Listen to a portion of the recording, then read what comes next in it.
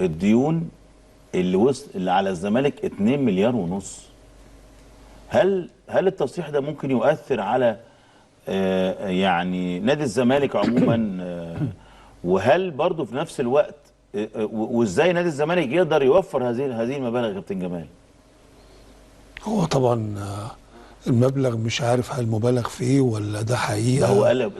ده نائب رئيس نادي الزمالك بيقول لك 2 مليار ونص. لا، اصلي يعني في تصريحات من مجلس اداره من اول ما مسكوا ان كان في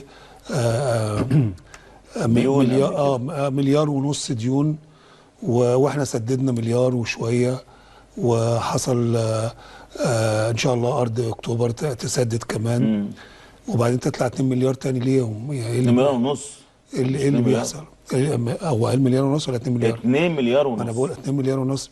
فهو ده رسمي طلع يعني. هو قال هذا الكلام على الهوا. لا، على الهوا. انت سمعته؟ بقول لك على الهوا. سمعته؟ ايوه.